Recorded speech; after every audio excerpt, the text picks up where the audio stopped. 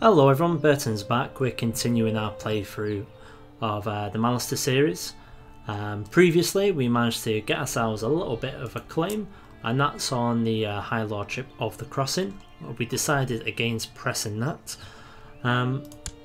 Whilst we're also discussing, we had a little bit of a problem in terms that... Oh, hang on.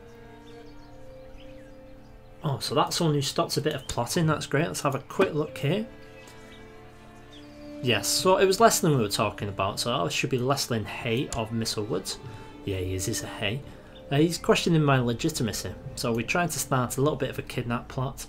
It doesn't look like it's going to plan, so we might either have to deal with him by other means, or we can just let it run its course and see if it actually incites them to press it against us, shall we say. Either way, that's not too bad. Varys, we're going to put him on the job, and we need him to stop this silly attempt to get rid of Rhaegar. In the interim period, some people have been asking, obviously, about Perrin, who we're going to betroth him to. The issue is fairly complicated in the same sense that both the Starks and the Tullys are out. The Tullys, that's where we want to get our power base in the future, so I don't want to marry into their bloodline. Although it would give offspring a claim, I'm not going to go for it that way. The Starks, they supported the usurper, so obviously we're not going that way. It would have been ideal if the Eyrie had someone. As you can see, they've kind of got Minissa Piper. She's not really classified as an Arryn though. So that's Lysa Tully's son, so she's got some sort of strange claim through that, which I'm not going to look into in too much detail.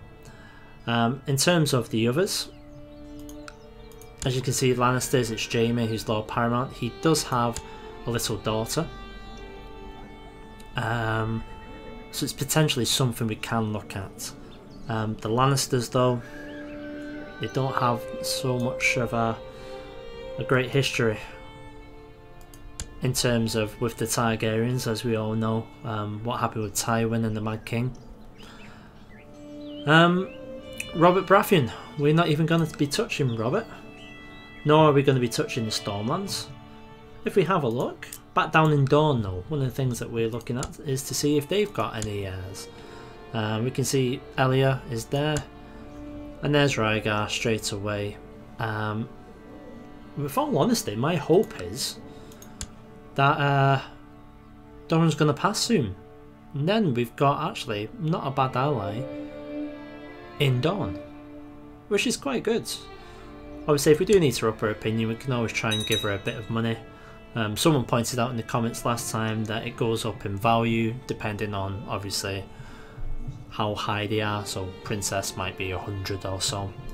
That's perfectly fine, but I'm a bit of a tightwad.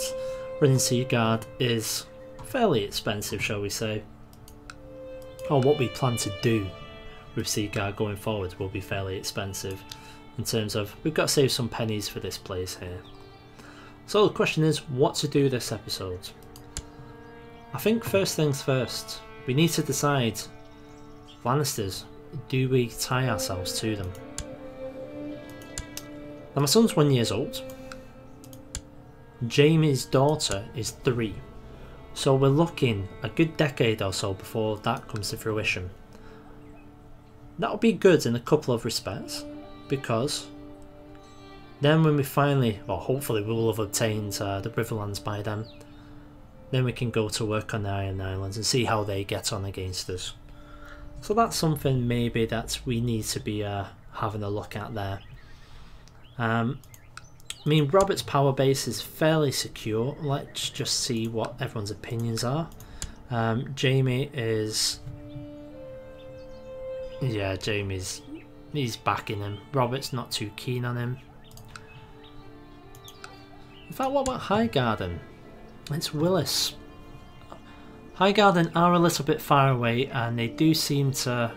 yeah, they're in bed with each other, essentially. There's Lila, and there is Diana. I I don't like making treaties or allies with people who are too far away from me. So Stark, Vale, Westerlands. I'm inclined to go Westerlands, so we're gonna go, and we're gonna go for Jamie. Hopefully Jamie has oh, just actually seeing if he'd redeemed himself, but that'll have to do. Who's he married to? Melena, of no notable house, which is a surprise as well. They are in love, which is fine. Does the daughter have any applicable traits? No, she doesn't. Well, let's go ahead and see if we can arrange a betrothal. No, she would prefer matrimonial marriage. So that's put a spanner in the works there. So what we need to wait for now is for Jamie and that to have a son. And as soon as they have a son, we need to keep an eye on this. So as soon as that happens, if it happens, then we can obviously try that. He's not allied to anyone, so that's perfectly fine there. Meanwhile, the manly looking Elia Martell is in Harrenhal, so we need to go ahead and get her shifted because she's doing absolutely nothing there.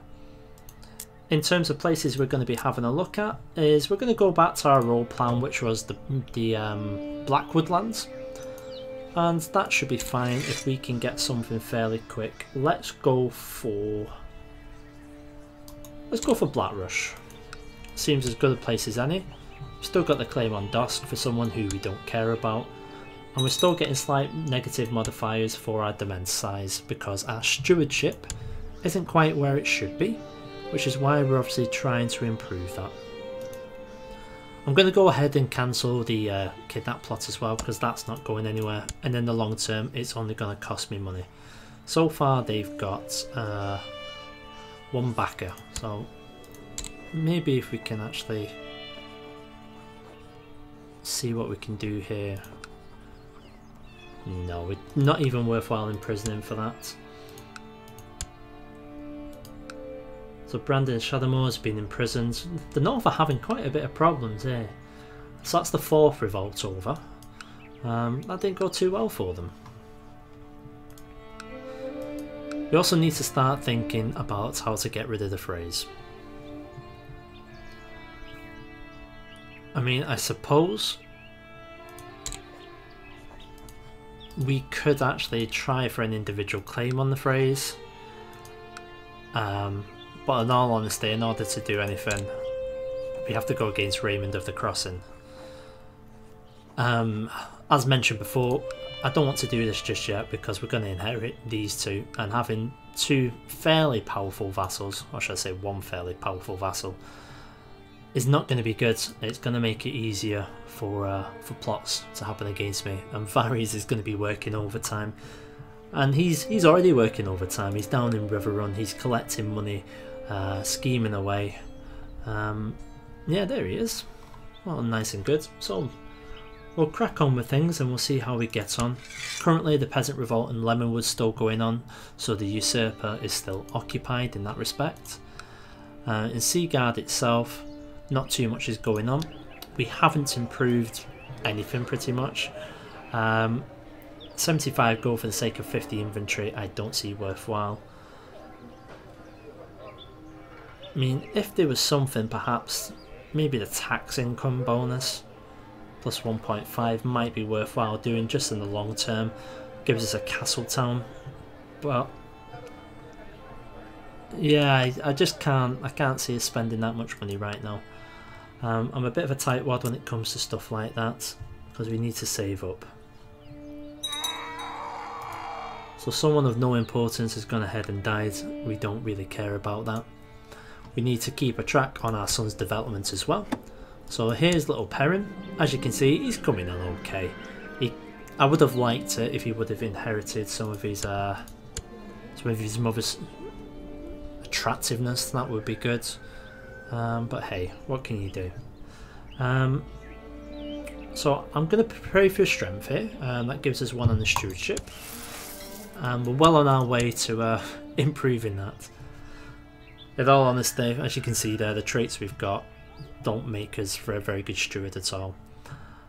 But we're still young, we've got time to improve that obviously, and then we've got to go from there. keep an eye on the old enemy as well. It's still the Greyjoys in charge. It's Roderick of the Iron Islands. He's got quite a lot of kids. Yeah, who's his wife? So it's the good brother. Okay. So they're fairly strong. They've not done too much at all though, the Iron Islands. I don't see any wars that they've been in. And all's pretty quiet there. So they could be actually gearing up for some sort of an offensive. We can only hope. As we can with this. This woman, Melinda, she needs to hurry up and get pregnant again. Oh, that was interesting. Word is she wants to have 5 children. That can only mean good things for us.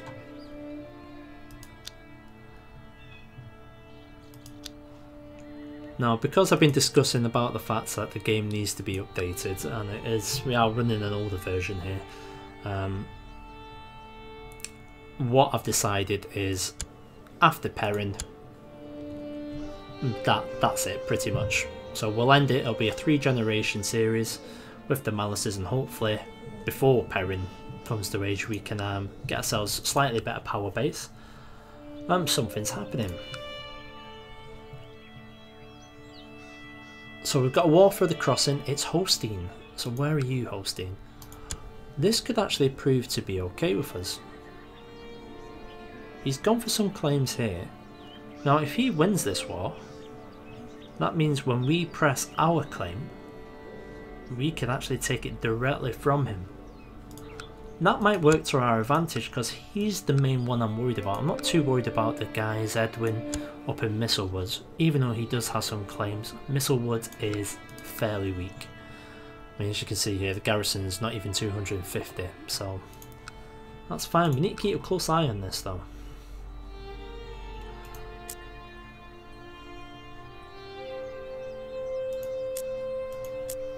Now we'll just watch it like this. It's going to be a fairly easy whitewash for them.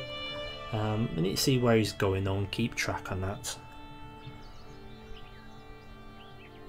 In the meantime, I'm just willing Elliot to hurry on up. If it wasn't for the fact that I was trying to have a few more kids with my wife, I would actually replace her. Because as you can see, Alisand's got 19. And I think that might be quite good. I just want to have another kid or two and avoid putting her in danger. She doesn't look too happy though, I don't know what's wrong with her.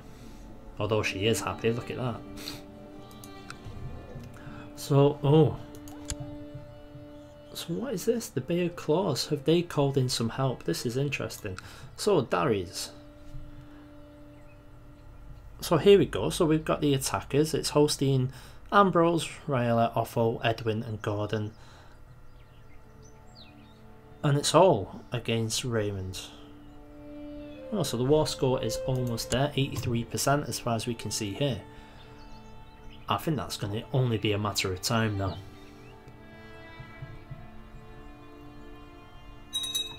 There we go. So Holstein has usurped the High Lordship of the Crossing from Lord Aemon of Erinford. So let's have a quick look at our soon-to-be enemy. Yeah, so obviously he desires the Lordship of the Twins and he wants control of the Cape of Eagles. So now he's got this High Lordship, he's going to set his sights on the 2 provinces that we've taken over, which are these 2 here. So let's see, how long can he hold it for? And the answer is not long. We're going to go for it straight away. I don't feel like we'll need to call in our allies because obviously with our allies here we want to keep them fairly positive. Calling them in will obviously slightly reduce their opinion and I want to keep them as strong as possible. So we'll do our usual. I always let the enemy bring up their troops first so we can see. Now the levy at the Twins still isn't what it should be.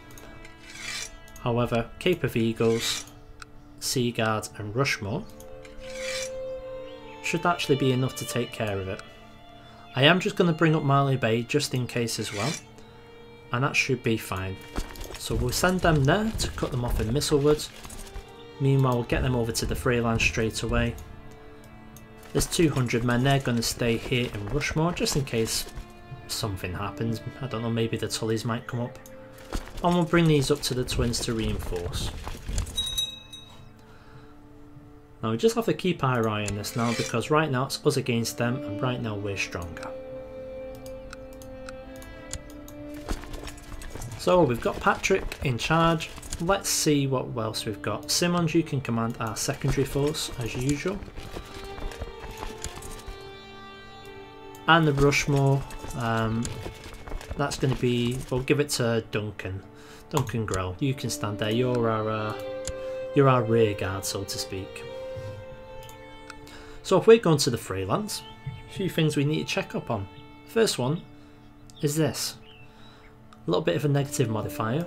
We'll stop everything while we just quickly have a look here. Now, I'm quite happy just to rush on in with the freelance. I think we're going to take it straight away. To see if that plan works or to see if it backfires, tune into the next episode.